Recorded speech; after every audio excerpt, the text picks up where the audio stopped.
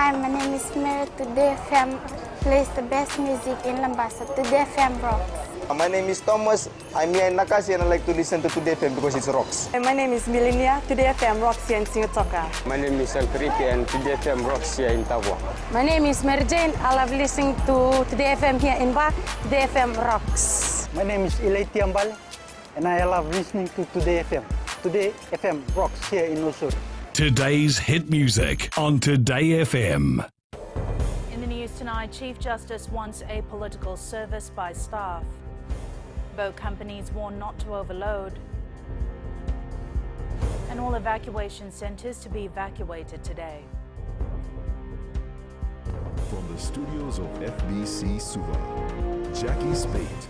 Chief Justice Anthony Gates says all judicial officers need to remain apolitical when delivering services for Fijians.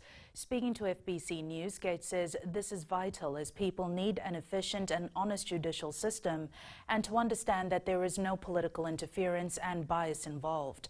Ali Kimbia with the story. Maintaining a high level of transparency and at the same time ensuring credibility is important when delivering judicial services. Prime concern I have will be the delivery of services, which must be efficient and honest and non-political. Gates says he is happy with local judicial officers and they are heading in the right direction. With a lot being said about the neutrality of the judicial system, Gates says officers and judges have been reminded of their roles. And we keep emphasizing the need to keep away from political influences because people look to us to be impartial. And you can't be impartial if you're expressing your own views, your private views. Gates says judicial officers cannot afford to be associated with people who have strong political views.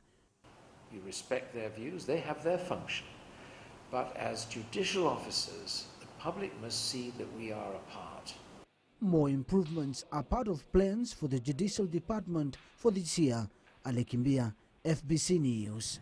The Maritime Safety Authority of Fiji is urging all seafarers and commuters to practice safety at sea when travelling during this busy period. MSAF says operators need to be mindful as passengers who are booked to travel to other islands prior to TC Mona are on their priority list and that people will be travelling for back to school. Kritika Kumar reports. The MSAF acting chief executive says the authority will continue their operations until the end of January to cater for the resumption of the school year. We will continue to monitor all loadings and definitely will ensure that there are no overloading. And all the masters understand the operation that we have been carrying out throughout the festive season. Gounder Shipping claims they never overload. That there is no overloading.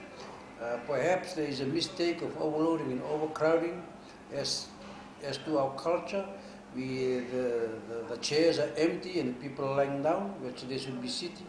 Perhaps that's where they get the overcrowding. But instead of saying overcrowding, they say overloading. He says Fiji Ports has stepped in and is controlling the number of passengers. We are working closely with the Fiji Ports here in Suva for the control of passengers who are entering into the jetty. And for us, from the jetty to the ship, that is our concern. And we are doing the best together with MSAF officials as soon as they board the ship. The public is being urged to be aware of their safety requirements and for vessel operators to be vigilant about overcrowding and overloading. Kritika Kumar, FBC News. All evacuation centres that were used as shelters during Tropical Cyclone Mona will be deactivated from today. The National Disaster Management Office says most evacuees have returned home as the Health Ministry has given clearance after conducting inspections in affected communities. Kelly Vadala reports. Emergency operators and various ministries were today briefed by the NDMO on the current situation on the ground following TC Mona. We work with the Ministry for Health in terms of the conduct of medical checkups for the evacuees and also the inspection and the spraying of their homes, just to ensure that we control any disease outbreak and also minimize the risks. Health Minister Dr. Ifiremi Wangainambete says TC Mona did not leave behind any major impact, and health officials have indicated there's no risk of any disease outbreaks at this stage. The Ministry of Health officials, before they've gone back, they've actually identified where their homes and communities are. They've gone and visited it and came back and gave the all clear to the district officers, and then they were able to go back home.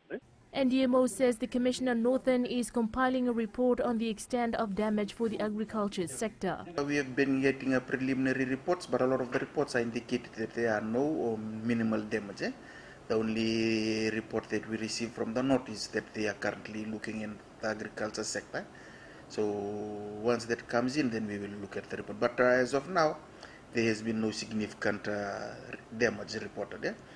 The NDMO says emergency operators have been working around the clock today to ensure schools used as evacuation centers are ready and clean for another term, as instructed by the Prime Minister. Kelly Vadala, FBC News.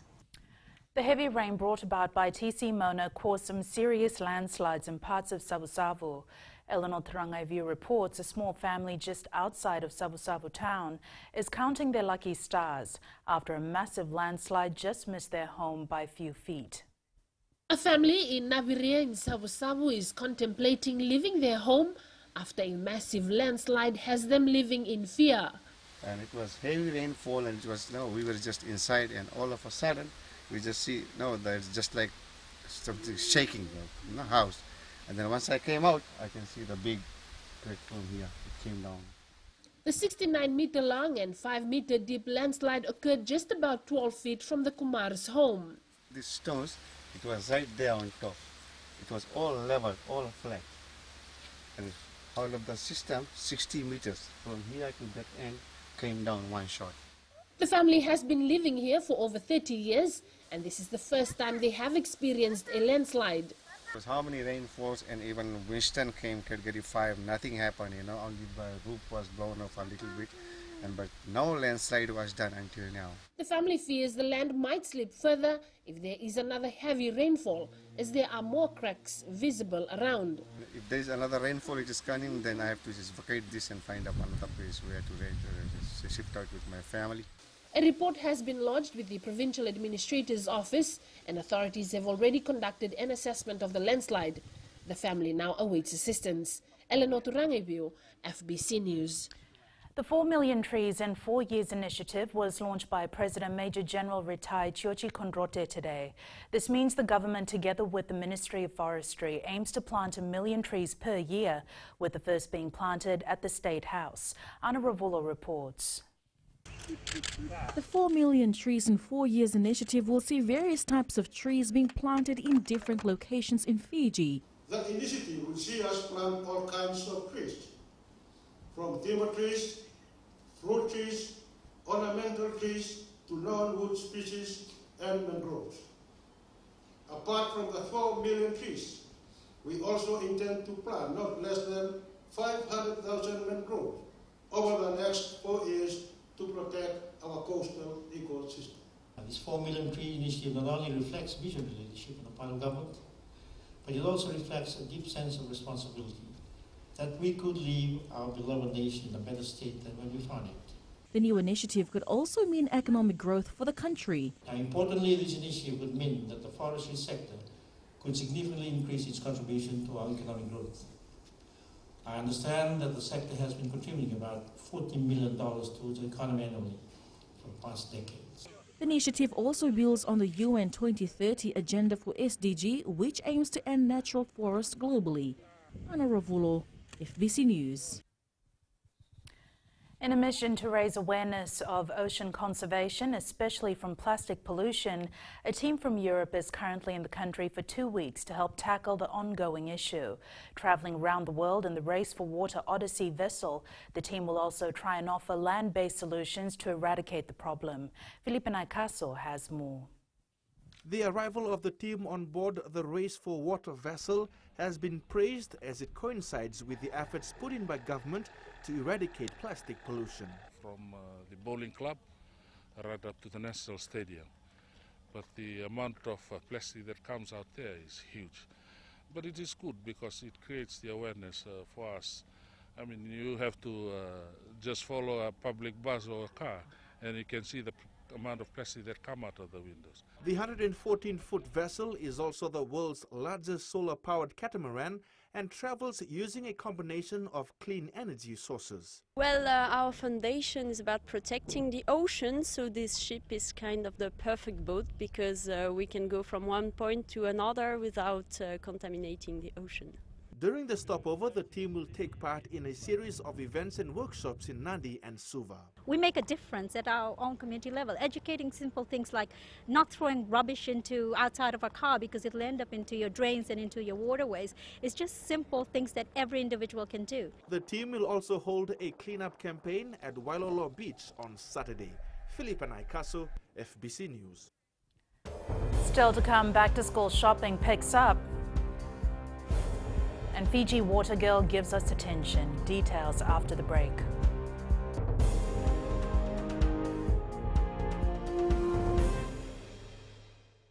Bula, nevang gomal kay leloma, ngongai nakas untuk makarong ng Bula FM, nambang dua na seri. Hoya ubasit sai lambasa, ya untuk talita na warong ng Bula FM nambang dua na seri. Gua do tumeli ako na tao no hinga toka, talita kina na warong ng Bula FM, nambang dua na seri.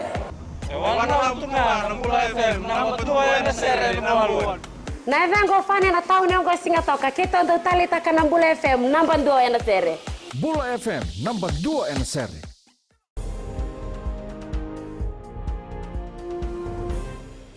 A vast upgrade will be carried out in the Lautoka Hospital to provide specialised high-quality medical services and modern health facilities. The government has partnered with Australia-based Aspen Medical Limited to equip, maintain and operate the Lautoka and Bar hospitals. Pranita Prakash reports. The Fiji National Provident Fund is also a partner in this project under the government's public-private partnership initiative. Tertiary healthcare will be provided locally for our members. Rather than going abroad, most of the services can be done here. Open heart surgery, oncology on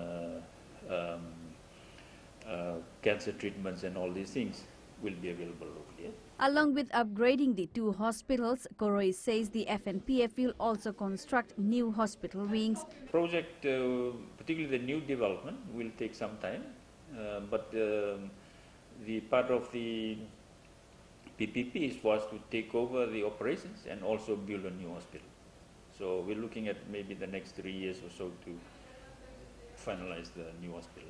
The fund is the major financier of the project, which is estimated to cost $162.4 million.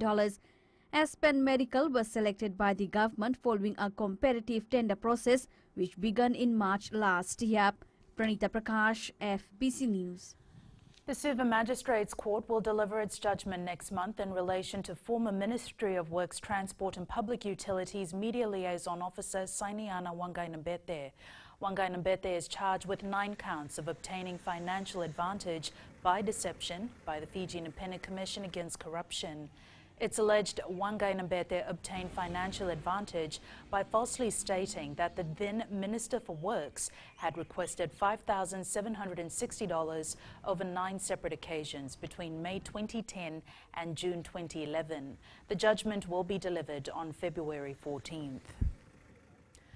Gone are the days of last-minute back-to-school shopping, and the Suva Retailers Association says consumers are becoming smarter shoppers. Most parents began back-to-school shopping late last year and are now just adding the final touches before the new academic year begins on Monday. Sainian Imboila reports. The change in the trend of school shopping has seen the Suva retailers also changing and ensuring the shops in the capital is ready to serve. Back-to-school shopping effectively started straight after school finished in, I think, November 23rd. So a lot of parents were into making sure that they have started doing a back-to-school shopping, which they started back then. And as it gets 1 week to go only, it's going to get more busier. But a lot of parents and guardians have been shopping for the last 6 weeks. 49-year-old Sain Imbola says they came from Lebuka to buy school stationery and will be heading back once the weather improves. We came back to Suva to buy school stuff for my 4 children, and we will be going back next week. I'm just going around and buy my school uniforms and my stationaries. That's why I'm ready for this school this year.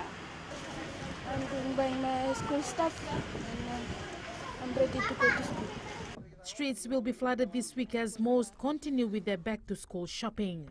Sainian Imboila, FBC News. It was a night of surprises at the Golden Globe Awards, with winners coming from movies which were not even tipped to make it to the platform. A Star Is Born was the top bid to clean sweep the awards, but the night had other ideas for the real stars who graced the red carpet. Meanwhile, the Golden Globe Awards were crawling with stars, but for some viewers at home, it was one otherwise unknown woman handing out bottles of Fiji water who stole the show ahead of Hollywood's biggest party. Kelleth Cuthbert photobombed celebrities on the red carpet while holding a tray of Fiji water, the award show's official water sponsor. Wearing a blue gown, the brunette, dubbed the Fiji Water Girl on social media, appears in dozens of pre-show photos taken by major news agencies, often at times perfectly framed behind celebrities like Constance Wu, Julianne Moore, Judith Light and Darren Criss. In a handful of shots, the woman is staring directly at the camera and appears to be posing, leading some online to question whether she was intentionally photobombing Hollywood's big names or if she was simply manning a post assigned by the show's organisers. Coming up in sports later with Jamie, the latest on the sports awards, but Rachel joins you now with business. Thanks, Jackie. Good evening, and coming up after the break, Reserve Bank reveals inflation figures. And in growing Fiji, CCTV cameras for Suva City. Stay with us.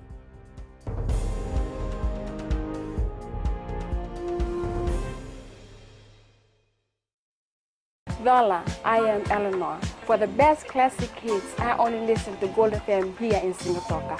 Gold FM, only the classic hits. My name is Seni Rawa. I love listening to Gold FM here in Nosuri. Gold FM, only the classic hits. My name is Dino. I'm from Outrigger, Coral Coast, Singatoka. I love listening to Gold FM, only the classic hits. My name is Salote. I love listening to Gold FM here in Nosuri.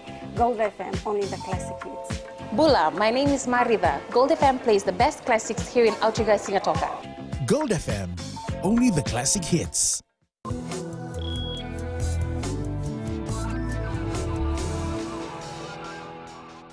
Leading business tonight, the Reserve Bank has revealed that inflation rate as of December 2018 stood at 4.9% compared to the previous provisional rate of 3.2%. The RBEF says this increase was anticipated because of the festive season along with the back-to-school shopping, and then was further affected by Cyclone Mona as well. Economist Rohit Kishore predicts the inflation rate will decrease by June. It's not a problem. I personally would not be worried too much about it. It will sort of come down when we come out of the festive time and we, back to school and everything come around about after Easter, and so June, July, the inflation should go back to its 2.5, 2.6 mark. But as I said, interest rates should remain low, and that will help keep growing the economy. And Tanifa joins us now with the latest from the international stock market. The US dollar moved against a basket of currencies. Pressured by growing expectations, the Federal Reserve will either pause or halt its interest rate hike cycle. Stocks on Wall Street were trading higher today, while US Treasury prices were lower. Asian shares rose for the third straight session today as investors bet that Washington and Beijing are inching towards a trade deal, and the US Federal Reserve will halt its tightening if economic growth slows further. On Wall Street, the S&P 500 gained 0.7% yesterday, following 3.4% surge on Friday. Closer to home, Australian trade balance figures for November slipped below expectations once again at $1.925 billion versus the forecast $2.175. Exports held steady at just 1% month over month, while imports growth declined to 2% from October's 3%. That's it from HFC Bank for now. Vinaka. Thanks, Anifa. On to the exchange rates as it was set this morning. As the world foreign exchange markets returned to normal following the holiday interruptions, the Fiji dollar was split on the market, gaining against the US dollar. The New Zealand dollar as well as the Japanese yen, but showing minor slippage against the other currencies we cover. Taking a look at the commodities market, crude oil prices were up nearing $49 per barrel. Gold was down at $1,287 per ounce, and silver closed down at $15.62 an ounce.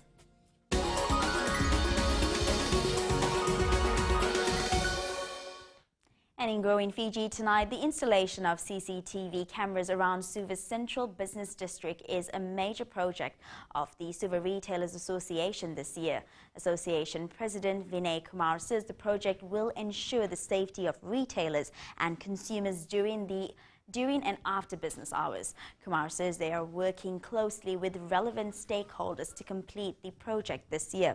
The installation of CCTV cameras is a joint project of the Police Force, the Suva City Council and the Suva Retailers Association. With having a 24-hour monitoring center so that it's basically makes city more safer. This is not just a normal CCTV project, it's an extensive CCTV project which is monitored 24 hours. Hopefully at Tatonga Police Station. So that's one of the projects we want to get off ground this year and make sure it's done.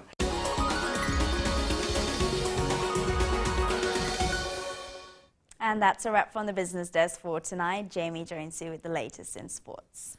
Thank you, Rachel, and good evening. Up ahead in sports, FRU declares temporary stance on Nasilasila. And Indian cricket skipper hails historic series win. This and more coming up.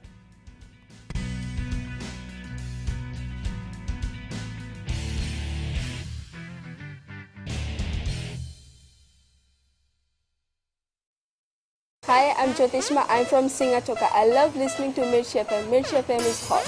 Mirchi FM is #1. I'm Charlene Robert. Mirchi FM rocks in Lambasa. I'm Soname Nasori Jackson. Mirchi FM is hot. My name is Raymond Dutt. I'm a Baba Singh Alliance. Mirchi FM is hot in Lambasa. I'm Pritika from Jax Nasori. I love listening to Mirchi FM here in Nasori. Mirchi FM is hot. Mirchi FM, it's hot.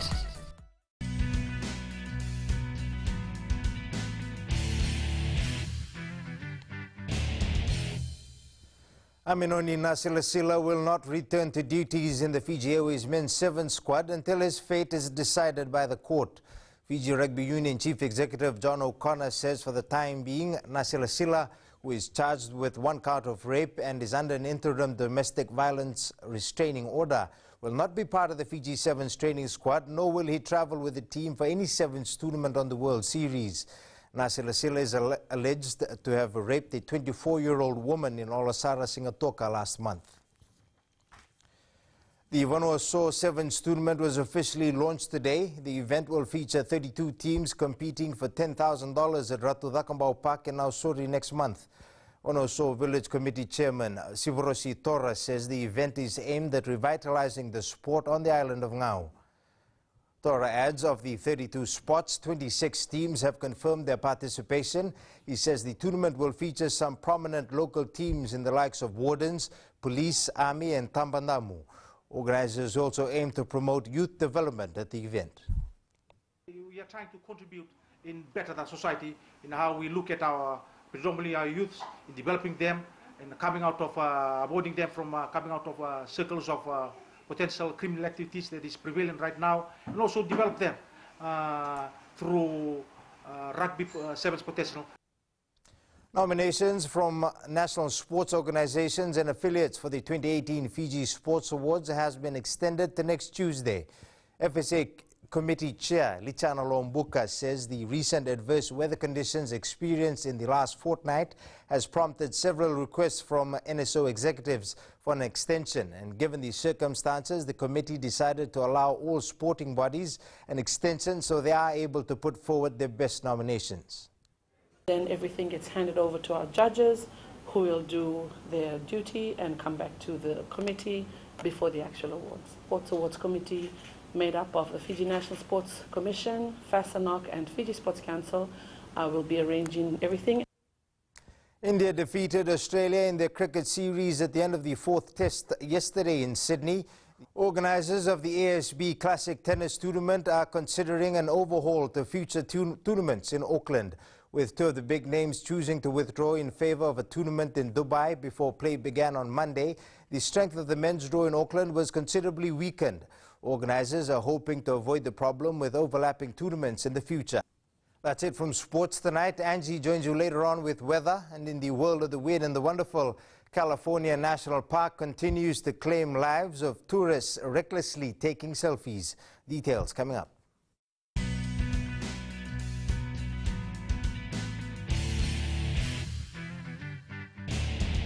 मैं नवनीत नंद नंबुआ लुम्बुआ से जैसे प्रेनी note मशहूर है वैसे radio Fiji 2 भी सभी जगह मशहूर है। रेडियो फीजी 2 देश की धड़कन। सीमा नकाशी से मैं रेडियो फीजी 2 पसंद करती हूँ सुनने के लिए।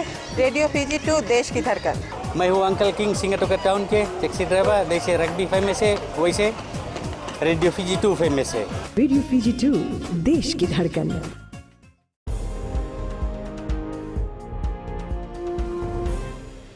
New media sources went to the drawing board to reinvent their 17-inch gaming laptop and came back with a spanking new product. It's weather time now with Angie.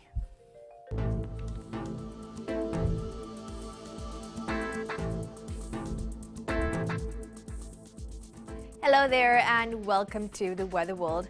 It's been a fantastic day with heaps of sunshine and slight showers. Thanks to sunshine for drying things up for us. The weather is improving. Well, I can say it's good improvement, but there is a new disturbance forming which could pass Tonga and Niue by Thursday or Friday, and because of that, we could have possible heavy showers in few areas.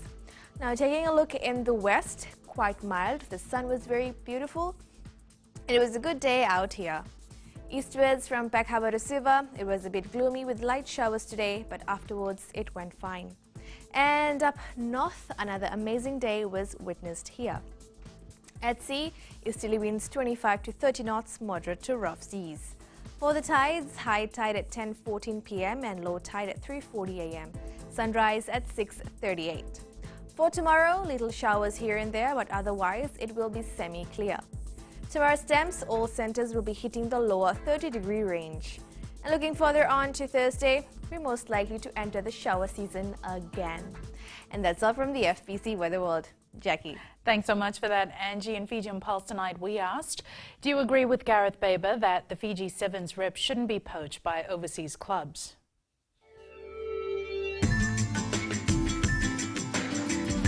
Yes, I agree with Baber's statement. They should not sign an overseas contract.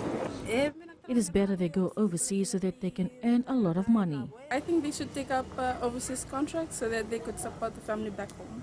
If Fiji Rugby Union give them a good contract, I don't think so they should go.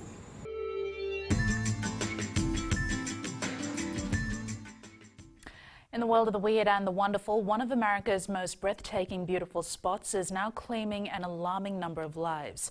A national park in California offers stunning scenery for selfies, but authorities say visitors are pushing the limits way beyond safety. Recapping the main stories for tonight, Chief Justice wants apolitical service by staff. Both companies warned not to overload, and all evacuation centres to be evacuated today. Now for these stories and others, you can tune in daily to our sister radio station Gold FM. To our poll question segment this week, we're asking, is Fiji ready for a passenger train industry? Visit our FBC website to answer. Before we go, our shot of the day comes from William Mbanuve Jr. of Howell Road in Suva. Remember, you can send us newsworthy pictures and videos on email fbcnews@fbc.com.fj or share it with us via Facebook page FBC News. You can also follow and tweet us your news tips at FBC_news or simply hashtag FBC News. That was your FBC News for tonight. From the team and I, good night.